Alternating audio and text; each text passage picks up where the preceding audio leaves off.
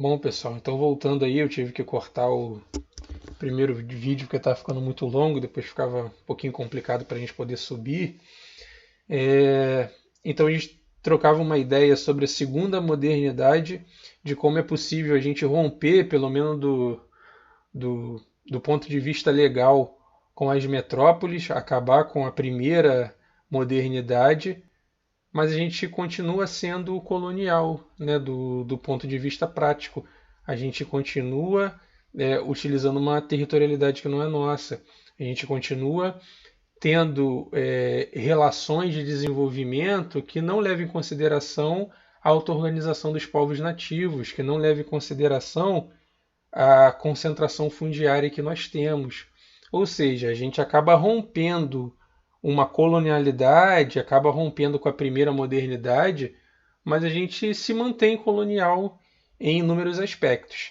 Então, ó, segundo momento de nossa formação social, que nos ligou aos estados territoriais independentes, preservou a colonialidade do primeiro, o gamonalismo, o coronelismo, o caudilismo, o patrimonialismo, o clientelismo, o fisiologismo e, já com a urbanização, o populismo. Conformaram relações em que a lógica do favor predominou, ao contrário de uma lógica de direitos, sobretudo com relação aos direitos coletivos e sociais.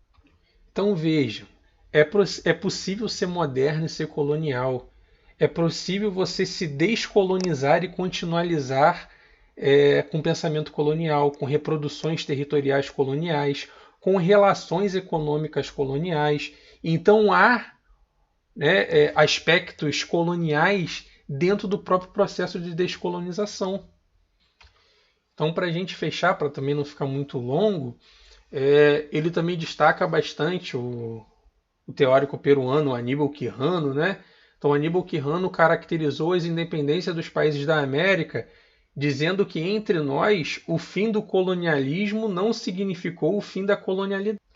Ou seja, se do ponto de vista teórico nós temos estados territoriais independentes, dentro dos nossos territórios ainda continuamos a reproduzir colonialidade. A gente ainda continua a produzir as mazelas e as opressões e continua mantendo à margem inúmeros povos tradicionais.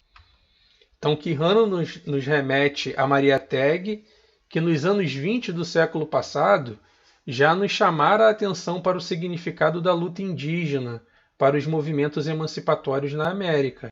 Ou seja, no século passado a gente já era um Estado territorial independente. Porém, a nossa emancipação enquanto sociedade, ela depende de inúmeros aspectos.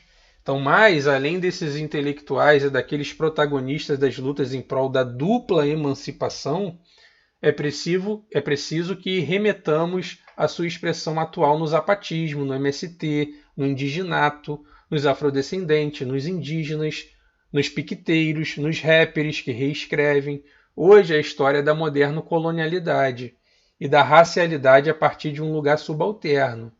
É aqui que novas territorialidades com valores emancipatórios podem ser encontrados. Então, pessoal, é isso. Essa foi a impressão que eu tive do texto. Foi um texto assim que me impactou bastante, que vai falar de resistência, vai falar sobre as territorialidades que se encontram escondidas dentro do nosso território, apesar de sermos um território, um Estado independente.